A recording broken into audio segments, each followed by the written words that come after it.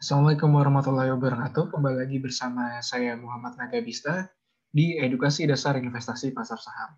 Video ini adalah bagian kedua dari edukasi investasi pasar saham. Jika Anda belum melihat bagian pertama atau tertarik untuk melihat bagian pertama, linknya akan bisa Anda temukan di deskripsi. Nah, lanjut ke bagian dua, bagaimana sih saya berinvestasi saham? Nah, jadi mungkin di sini saya akan sedikit membahas tentang strategi Anda jika Anda ingin memulai untuk berinvestasi saham. Oke, pertama, dan ini mungkin adalah sebuah step yang sangat penting, yaitu tentukan tujuan. Jadi, berinvestasi itu sebuah komitmen. Jadi, untuk punya plan yang lebih baik dalam berinvestasi, Anda tuh harus tahu dulu tujuan Anda investasi itu untuk apa.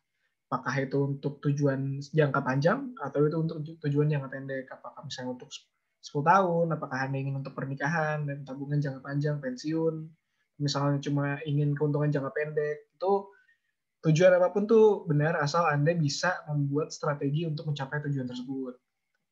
Nah, jika Anda sudah menentukan tujuan Anda, itu akan lebih mudah lagi untuk menyusun strategi spesifik cara investasi saham Anda.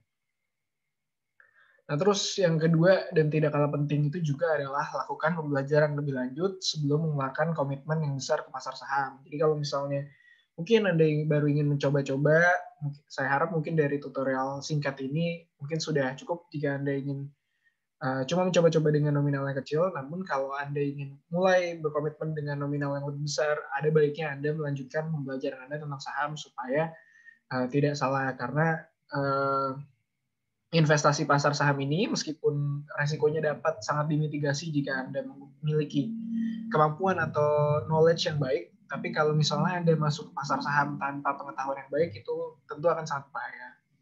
Mungkin Anda bisa belajar dari buku, bisa belajar dari di Instagram pun banyak akun-akun yang mengedukasi tentang saham secara gratis dan mungkin Anda juga bisa melihat beberapa YouTuber di Indonesia yang menerangkan tentang saham lebih lanjut. Nah, step ketiga yaitu adalah tentukan profil resiko. Jadi resiko di pasar saham itu apa ya? Mungkin bukan pasar saham, tapi jadi kayak saham yang Anda beli itu resikonya berbeda-beda. Jadi ada saham yang bisa dibilang high risk high gain, ada juga saham yang resikonya relatif kecil tapi mungkin gainnya pelan. Itu mungkin seperti perusahaan konservatif misalnya seperti Indofood gitu. Itu sering dibilang bahwa resikonya itu kecil, cuma uh, keuntungan yang didapat per tahun juga tidak terlalu besar, tapi tetap lumayan. Namun ada juga perusahaan lain yang memiliki resiko yang lebih tinggi, misalnya seperti perusahaan-perusahaan batubara. Tapi potensi keuntungannya tinggi, namun potensi ruginya juga ada. Jadi Anda pertama harus tahu apakah Anda seorang investor yang mau mengambil resiko lebih atau Anda prefer mengambil resiko yang rendah. Karena perlu diketahui juga kadang berinvestasi di pasar saham itu tidak selalu untung. Apalagi kalau misalnya Anda mengincar keuntungan yang tinggi. Jadi kalau misalnya Anda mengincar keuntungan yang tinggi juga kadang di situ ada resiko kerugian. Dan apakah Anda siap menerima kerugian itu atau tidak, itu tergantung pada Anda. Nah, terus yang keempat adalah buatlah sebuah portofolio. Jadi, apa sih yang dimaksud dari portofolio? Jadi, portofolio itu adalah saat Anda memiliki beberapa jenis saham atau beberapa saham dari berbagai industri. Nah, kenapa dianjurkan untuk memiliki sebuah portofolio? Jadi, kalau misalnya di investasi saham itu umumnya ada dua jenis resiko. Namanya, pertama itu ada resiko sistematis atau resiko non sistematis. Bedanya apa? Resiko sistematis itu adalah resiko yang mempengaruhi seluruh harga saham. Misalnya seperti kejadian pandemi, itu mempengaruhi semua harga saham. Atau misalnya ada resesi, nah itu juga mempengaruhi semua harga saham. Nah, kalau misalnya resiko non sistematis itu adalah resiko spesifik yang mempengaruhi sebuah industri atau hanya sebuah perusahaan secara spesifik. Itu misalnya seperti kayak ada perusahaan yang baru mengganti CEO-nya. Nah, itu mungkin akan mempengaruhi pergerakan saham dari perusahaan itu, tapi itu tidak akan mempengaruhi pergerakan saham yang lain gitu. Atau mungkin seperti harga batu bara. Nah, itu naik turunnya harga batu bara itu hanya akan mempengaruhi saham batubara dan dia tidak akan mempengaruhi misalnya saham telekomunikasi gitu karena tidak ada hubungannya. Nah, dengan memiliki saham yang terdiversifikasi atau memiliki saham dalam bentuk portofolio yang Anda memiliki berbagai saham di berbagai industri, investor dapat meminimalisir tingkat resiko non-sistematis. Itu berarti bahwa investor tersebut tidak terpapar tingkat resiko non-sistematis secara berlebihan. Misalnya seperti contoh yang tadi saya bilang, misalnya Anda punya saham perusahaan batubara. Kalau misalnya Anda punya 100% saham Anda ada di batubara, saat harga batubara turun, semua portofolio Anda turun. Tapi itu beda jika misalnya Anda punya saham di batubara, namun itu hanya 20%, 80%-nya itu saham lain, komposisinya lain. Misalnya itu bisa dari industri consumer atau industri banking gitu. Jadi kalaupun harga batubara sedang turun, yang turun itu hanya 20% dari portofolio Anda, namun secara keseluruhan portofolio Anda bisa masih untung juga. Gitu. Nah, ini mungkin contoh tentang sebuah portofolio misalnya. Portofolio dibagi jadi 35% saham perbankan, 25% saham telekomunikasi, 25% saham konsumer, dan misalnya 15% saham batubara atau saham pertambangan. Nah, ini mungkin kalau untuk pemula disarankan itu mungkin Anda memiliki sekitar 3-5 saham idealnya. Namun jumlah itu juga bisa berbeda-beda tergantung ke preferensi pribadi. Nah, ini step kelima, maaf ini salah di presentasi, yaitu adalah konsisten dan tetaplah berinvestasi. Kenapa dianjurkan untuk terus berinvestasi? Karena dalam dunia investasi, apalagi kalau untuk tujuan jangka panjang, itu ada namanya compound interest. Jadi compound interest itu artinya interest di dalam interest, atau misalnya kenaikan di dalam kenaikan. Jadi misal sebenarnya dia bukan interest sih, kalau di saham itu kan growth ya, tapi growth itu kan dalam saham itu bentuknya persenan. Nah, misalnya Anda dapat bisa memiliki 8 keuntungan setiap tahunnya 12%. Nah, tahun pertama keuntungan Anda itu 12%, tapi tahun kedua, ketiga, dan keempat, dan seterusnya itu 12% yang keuntungan yang dari Anda miliki dari tahun pertama itu dikali lagi 12%. Jadi berkelipatannya bisa lebih tinggi lagi. Dan ada juga namanya snowball effect. Jadi kalau misalnya Anda udah main investasi dengan konsisten secara lama, nanti bakal ada suatu poin di mana kepemilikan Anda itu akan naik drastis. Nah, mungkin ini contoh ini nih ekstrim, case-nya ekstrim itu nanti contohnya 8-90 tahun, tapi sebenarnya itu bisa berapa aja tergantung jumlah investasi Anda. Nah, terus jadi ada beberapa prinsip yang bisa diikuti, tapi ini sepenuhnya opsional. Ini tergantung ke preferensi pribadi masing-masing. Prinsip pertama tuh market tidak selalu benar. Jadi market atau harga pasar itu bisa terlalu mahal, bisa juga terlalu murah. Jadi bukan berarti saham yang sedang naik sangat tinggi itu berarti saham yang bagus untuk dibeli. Bukan berarti juga saham yang lagi sangat turun itu saham yang harus dihindari. Karena kadang market itu bisa juga salah, dan kadang peluang terbesar itu justru peluang saat market salah. Peluang membeli saat market sedang salah. Nah, terus prinsip kedua, pahami bisnis yang diinvestasikan, karena investasi ini bukan sekedar tebak-tebakan, tapi ini juga tentang pemahaman Anda tentang prospek bisnis yang Anda miliki gitu. Jika Anda semakin paham dengan prospeknya bisnis yang Anda miliki, Anda akan semakin mantap buat investasi di perusahaan itu. Lalu ini prinsip ketiga, ini salah satu kata-kata dari Warren Buffett, salah satu investor tersukses, disebut salah satu investor sukses, dan saat ini mungkin orang terkaya nomor 3 di dunia, kalau saya tidak salah. Dan ini adalah quote yang sangat populer di Indonesia saham, yaitu adalah be fearful when others are greedy, be greedy when others are fearful. Artinya adalah hati-hatilah saat semua orang sedang optimis, namun jadilah rakus saat orang sedang pesimis. Karena saat semua orang optimis itu ada kemungkinan yang terjadi itu adalah sebuah bubble atau orang-orang yang terlalu berekspektasi tinggi. Namun jika market sedang crash itu kemungkinan orang-orang sedang takut. Nah, tapi di market crash itu kadang dilihat sebagai sebagian investor itu sebagai potensi, karena secara historis saat setelah terjadi crash atau market yang turun itu selalu ada bounce back yang mana market itu akan naik kembali mungkin lebih kencang lagi. Nah, langsung prinsip keempat, lakukan sendiri risetmu dan percaya pada alasanmu. Jadi mungkin yang kesalahan yang sering dilakukan oleh para investor pemula adalah terlalu percaya sama kata-kata orang lain, atau misalnya mereka percaya dengan kata-kata yang mereka temukan di forum. Nah, ini tuh adalah hal yang berbahaya karena dalam investasi saham Anda tuh perlu punya pengalaman sendiri dan semacam prinsip sendiri. Nah, terus prinsip kelima ini mungkin sangat dianjurkan juga apalagi untuk investor pemula, yaitu hanya berinvestasi dengan uang dingin. Uang dingin itu apa? Uang dingin itu maksudnya adalah uang yang memang uang yang aman, yang tidak akan digunakan dalam waktu dekat, atau bukan juga uang yang dihasilkan dari hutang. Karena dalam jangka pendek, pasar saham itu sulit untuk diprediksi, sangat sulit untuk diprediksi.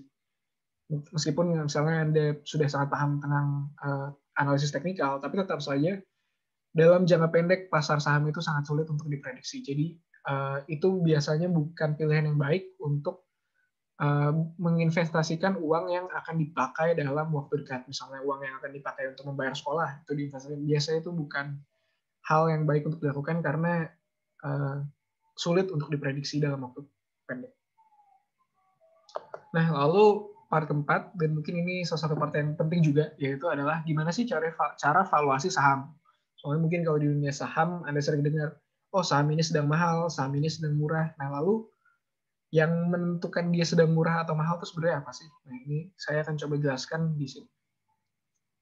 Nah, pertama, untuk menganalisa saham atau pergerakan harga saham, itu umumnya ada dua jenis analisis, yaitu ada fundamental analysis dan technical analysis.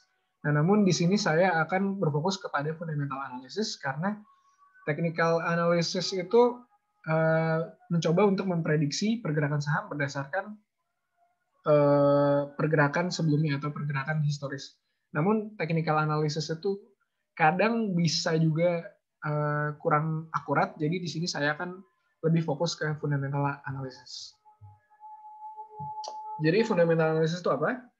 Fundamental analysis itu adalah metode analisis saham yang berdasarkan kepada performa perusahaan baik secara kuantitatif maupun kualitatif. Jadi performa di sini itu adalah umumnya performa finansial dari perusahaan. Kayak itu mungkin pertanyaan-pertanyaan yang muncul tuh seperti apakah perusahaan menghasilkan profit, apakah perusahaan memiliki profit margin yang bagus, apakah perusahaan memiliki cash flow yang sehat, apakah perusahaan memiliki rasio utang yang baik. Nah, itu ada beberapa rasio yang kita sering gunakan di fundamental analysis. Pertama itu namanya ada financial stability atau well-being ratio, atau itu rasio yang mencoba untuk mengukur tingkat kesehatan, dalam tanda kutip kesehatan finansial perusahaan. Nah, jadi perusahaan yang sehat itu by definisi adalah perusahaan yang memiliki tingkat hutang yang rendah. Nah, ini ada banyak sebenarnya rasio yang bisa digunakan, tapi di sini saya akan menjelaskan dua supaya simpel. Pertama itu ada namanya debt to equity ratio, atau itu rasio hutang terhadap tingkat ekuitas. Nah, jadi di sini ini merefleksikan apakah perusahaan mampu membayar hutang berdasarkan ekuitas yang dimiliki. Nah, biasa rule of thumb atau takaran yang sering digunakan umum, tapi ini juga bisa beda-beda. Biasanya orang tuh mengincar DER di bawah 1 atau nilai hutang yang lebih rendah dibanding nilai ekuitas yang dimiliki, atau secara sangat idealnya lebih rendah dari 0,5. Nah, lalu buat rasio kedua itu namanya current ratio, itu ada liquid asset dibagi short term liabilities, atau aset yang dapat dengan mudah dicairkan dibagi dengan hutang jangka pendek. Itu rule of thumb-nya itu current ratio-nya perlu buat di bawah 1. Itu artinya perusahaan memiliki kemampuan yang mungkin dengan relatif mudah membayar hutang jangka pendek. Nah, ini mungkin sedikit contoh mungkin kita tentang DER atau debt equity ratio. Ini di sini ada perusahaan Telkom dan satunya ada perusahaan dari industri yang sama, industri telekomunikasi. Tapi di sini saya tidak merekomendasikan apapun, ini hanya sebagai contoh. Oke. Nah, jadi tadi di DER itu rule of thumb-nya dia kurang dari 1, atau secara idealnya banget kurang dari 0,5. Nah, di sini bisa dilihat Telkom ini memiliki masuk ke dalam kriteria tersebut. Di 2016 dia cuma 0,39, 0,42. Nah, di 2009 pun dia masih 0,51, hanya sedikit di atas 0,5. Berarti ini bisa disebut adalah perusahaan yang secara rasio utangnya dia perusahaan yang sehat. Nah, namun kalau perusahaan yang lain ini Smartfren, ini adalah perusahaan yang bisa kita lihat di sini di tahun 2020 rasio utangnya kuartal 3 2020 bisa sampai 1,8 atau berarti dia memiliki hutang 1,8 kali lipat dari jumlah ekuitas yang dimiliki. Nah, ini adalah perusahaan yang relatif bahaya dan ini adalah hal yang tidak disukai oleh para investor umumnya. Karena tingkat resikonya bisa dibilang sangat tinggi. Nah, lalu ada profitability ratio. Ini juga penting, ini juga menakar seberapa efisien perusahaan mampu menghasilkan uang atau menghasilkan keuntungan. Nah, pertama itu ada namanya net profit margin, yaitu net profit dibagi jumlah revenue, total revenue. Nah, rule of thumb-nya itu idealnya di atas 10%. Lalu ada return on asset, profit dibagi total aset, itu juga itu menghitung seberapa efisien perusahaan menggunakan asetnya. Itu rule of thumb-nya kurang lebih nggak ada, tapi itu biasa dibandingkan dalam industri. Jadi misalnya Anda pengen tahu nih ROA misalnya perusahaan BCA itu bisa Anda bandingkan ke perusahaan BRI, itu pembandingannya biasa seperti itu. Nah, kalau misalnya terus ada measure ketiga itu namanya return on equity. Profit dibagi total ekuitas. Kalau rule of thumb-nya idealnya di bawah 15. Di atas 15, sorry. Nah, ini contoh dari profit margin. Sini saya memberikan 3 contoh. Sekali lagi, ini saya tidak merekomendasikan apapun. Ini hanya sebagai pembelajaran. Nah, ini pertama ada 3 bank. Pertama BCA, BRI, dan BNLI. BNLI itu adalah bank permata. Nah, ini bisa dilihat BCA ini yang merupakan salah satu saham favorit investor Indonesia dan salah satu saham paling populer dengan market cap paling besar di bursa saham Indonesia. Dia memiliki profit margin yang sangat bagus. Dia berada di atas 34%-an, selalu konsisten dan terlihat dari tahun ke tahun mengalami pertumbuhan profit margin dan revenue. Bisa lihat di tahun 2019 terakhir dia berada di sekitar 36,8%. Nah, selanjutnya ada BRI yang profit marginnya juga bagus, juga sangat bagus. Dia normalnya ada di sekitar level 27% profit margin. Ini sangat tinggi juga. Nah, namun di 2020 dia turun ke 15%. Nah, ini hal yang wajar karena penurunan perekonomian secara umum, tapi ini tetap sebuah performa yang sangat bagus. Nah, kalau yang kurang efektif, ini kita bisa lihat di Bank Permata, dia normalnya profit marginnya di bawah 10% atau lebih rendah dari 10%. Bahkan dia pernah mengalami kerugian di tahun 2016. Nah, ini berarti perusahaannya kurang efisien dalam menghasilkan keuntungan. Nah, ini juga hal yang menarik, yaitu gimana sih cara nentuin saham itu lagi murah atau lagi mahal? Ini pertanyaan yang sering muncul. Nah, jadi ada 3 option buat nentuin harga ini. Jadi pertama ada namanya rasio PER dan PBV. PER itu adalah price to earning ratio, yang berarti pelipatan harga saham dibanding keuntungan per lembar saham. Jadi misalnya keuntungan per lembar saham itu ada Rp100, kalau PER 10 itu berarti harganya 1.000. Gitu.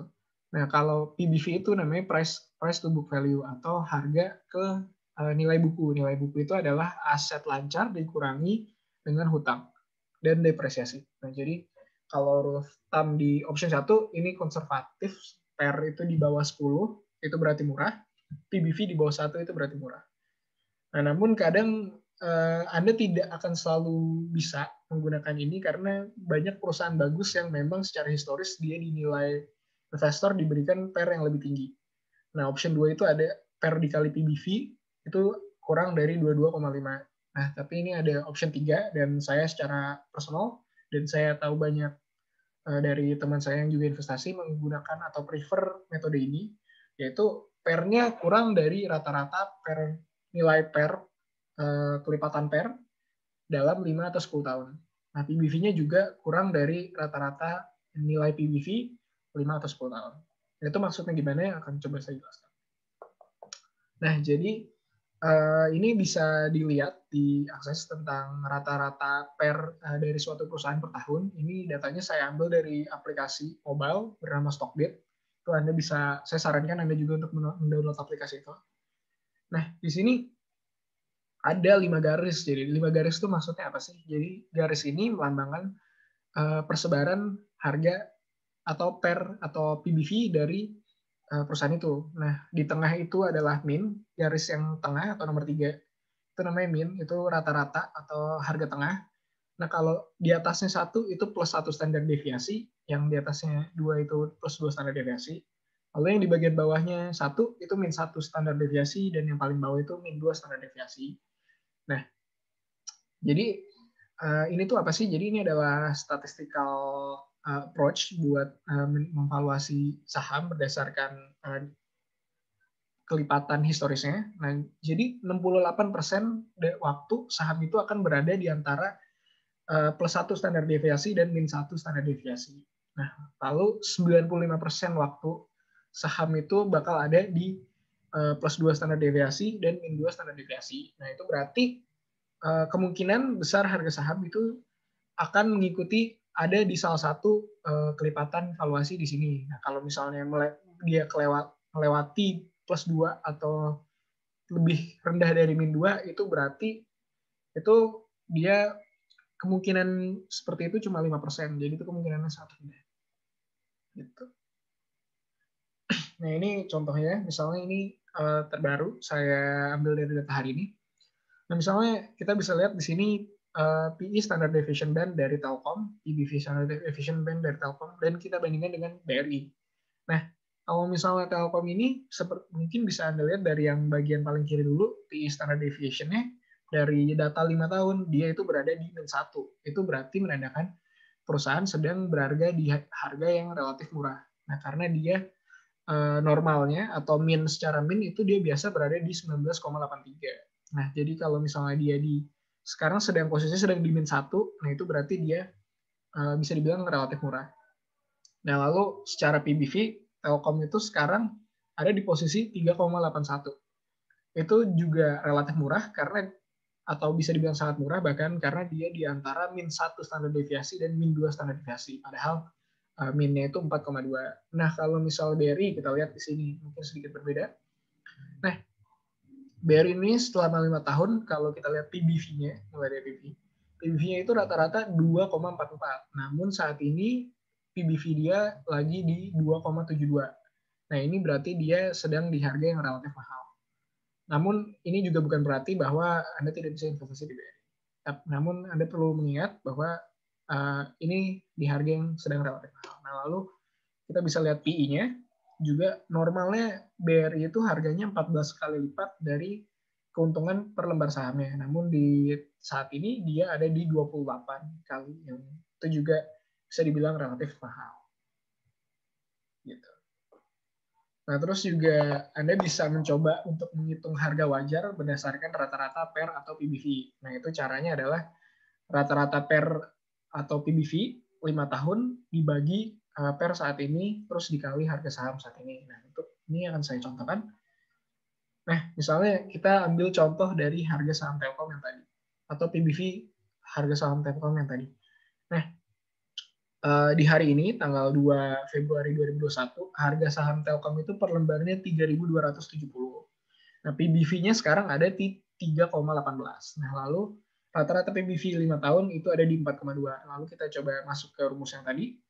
4,2 dibagi 3,18 itu ada 1,336, terus dikali harga sekarang 3.270. Itu berarti berdasarkan PBV historis atau min PBV selama 5 tahun, harga wajar Telkom untuk nilai buku saat ini adalah 4.368. Itu berarti harga sekarang yang hanya di 3.270 itu bisa dibilang relatif murah.